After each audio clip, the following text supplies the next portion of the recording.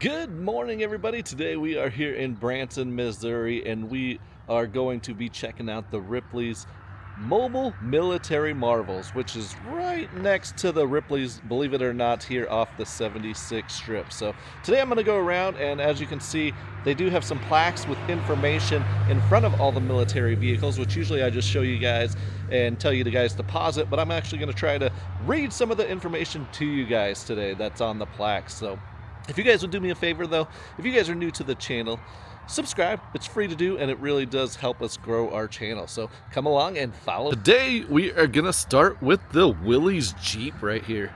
Check this guy out. And as the plaques reads, the Jeep legend began in November 1940, in the early days of World War II. Just a year before the United States entered the war, a small four-wheel drive prototype, the Willys Quad, was delivered to the U.S. Army. The Quad was the father of the MB, CJ series, and Wrangler. Believe it or not, the Willys Jeep was the first mass-produced four-wheel drive car. Then I do also want to showcase this recycled metal bald eagle, which is over here in the Mobile Military Marvels area. It says this giant bald eagle weighs over 2,000 pounds and is made entirely from recycled scrap metal pieces from old cars.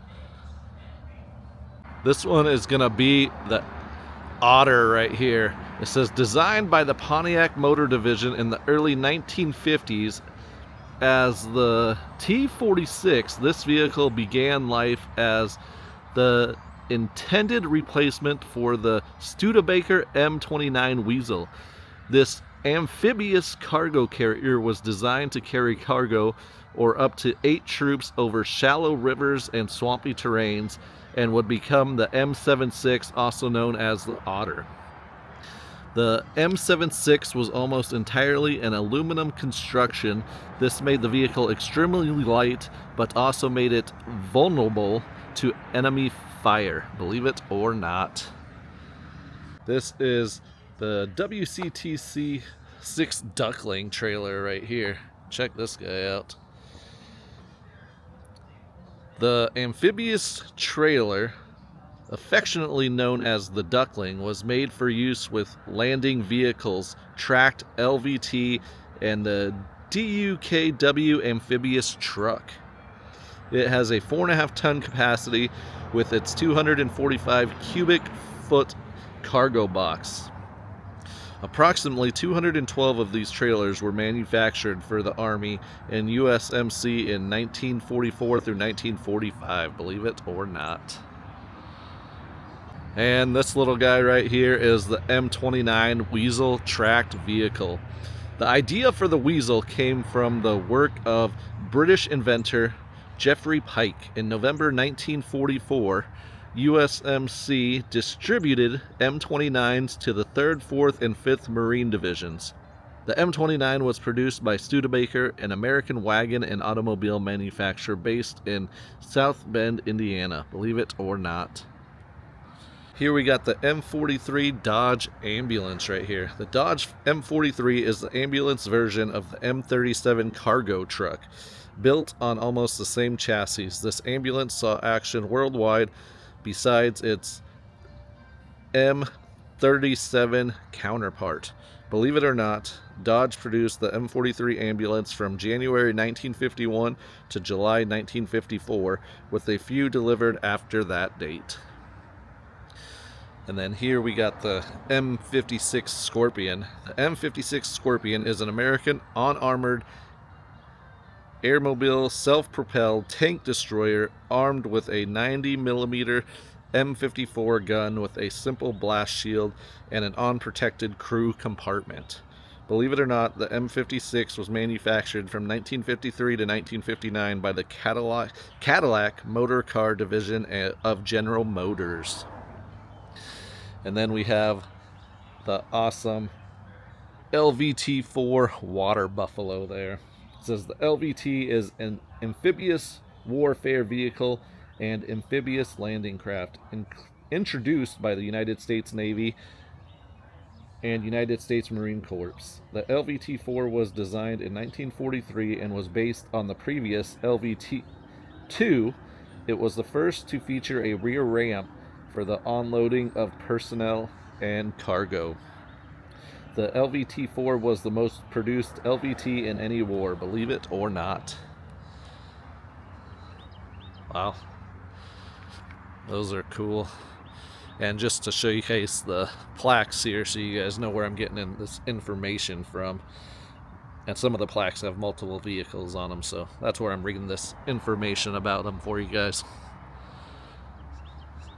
Alright, that one, the far one over there is the GMC M220 shop van. The M220 is part of the M35 series of 2.5-ton cargo trucks, which were the first successor to the World War II Deuce and a Half that was the backbone of mobility throughout all theaters of that war. Believe it or not, the M135 platform was one of the most versatile made, letting the military install pretty much whatever type of equipment on it that they needed.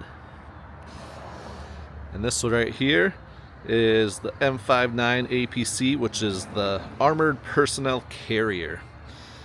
The M59 was a U.S. armored personnel carrier that entered service in the spring of 1954, replacing the M75. It had three key advantages over M75. It was amphibious, had a lower profile, and was considerably cheaper to produce. Believe it or not, approximately 6,300 were built before production ended in 1960. Wow. And then over here, we have the M3 half-track.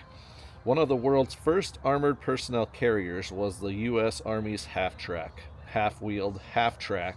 The half-track saw service around the world. Its sides were lightly armored for protection against shell fragments. A back door provided easy entry and exit.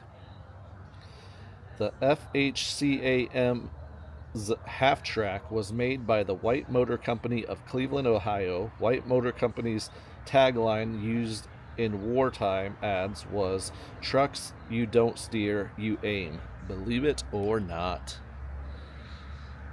Alright, and this one is the M561 Gamma Goat. The M561 was a diesel-powered 6-wheel drive, so it was 6x6, commonly known as the Gamma Goat. The Goat was designed to negotiate the rough terrain found in Southeast Asia during the Vietnam War when the M37 4-wheel cargo truck proved inadequate. Believe it or not, the vehicle's nickname came from two sources. Gamma, from the name of the inventor of its powered articulated joint, Roger Gamount, and Goat for its mountain goat-like off-road ability. The Gamma Goat. This one is the Chevrolet Class 110 Airfield Crash Truck. The Class 110 truck was manufactured by the Chevy Motor Division of General Motors, with the firefighting equipment body added after manufacture.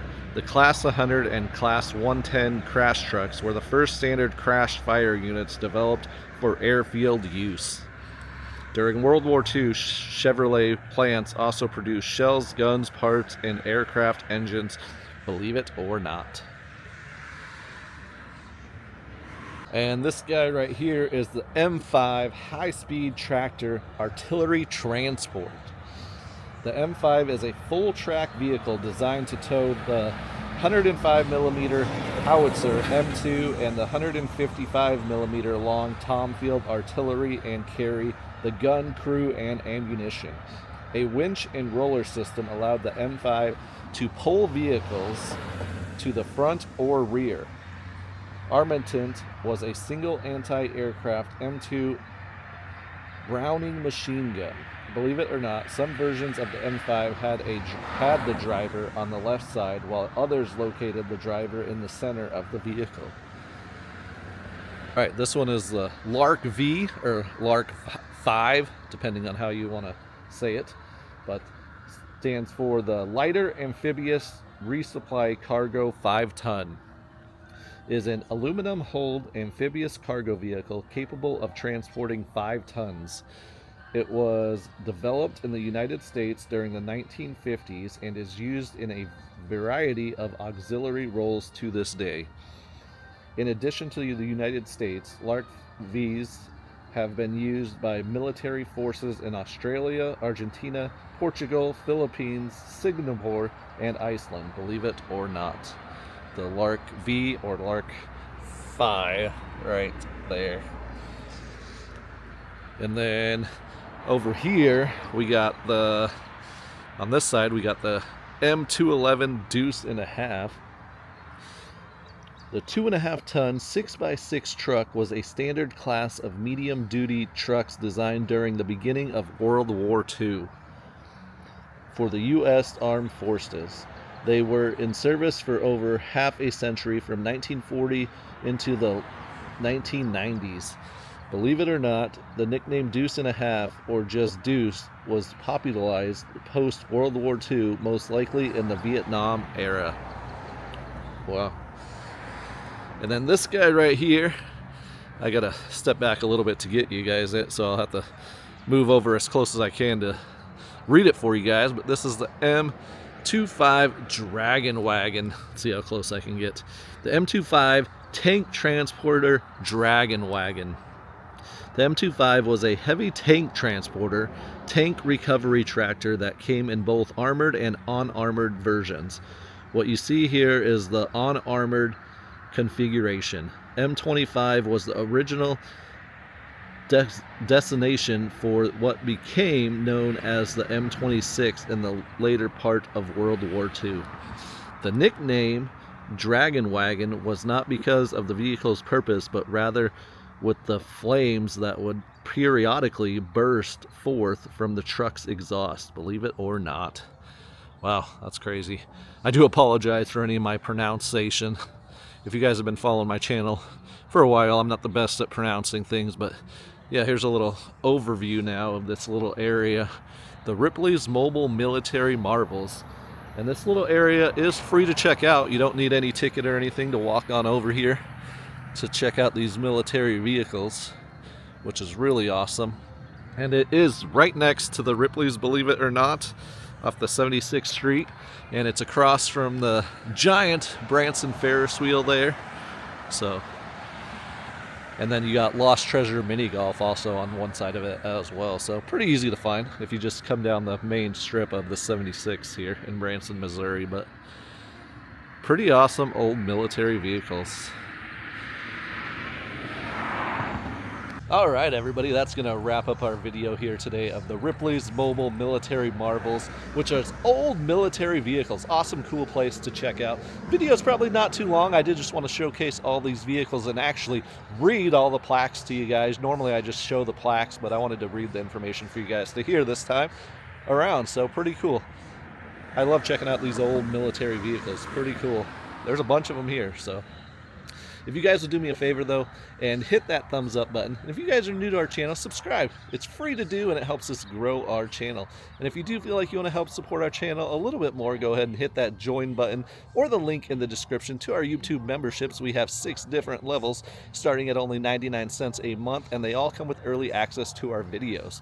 And if you become a gold, diamond, or platinum level, we'll give you a member shout out during our video as well. So with that, thanks for clicking on the video. Thanks for giving it a watch. Check out all our other videos. And if you guys are new to our channel, I am Zach, and we will see you on the next one. Bye-bye. And I did want to showcase these flags out front of the Ripley's Mobile Military Marvels.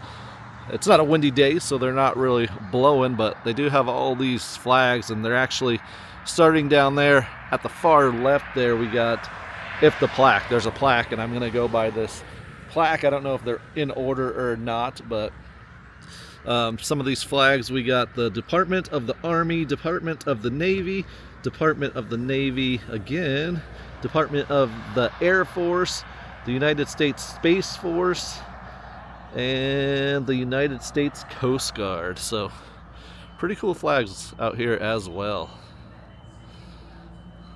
Little bonus footage here. Thanks for watching, everybody.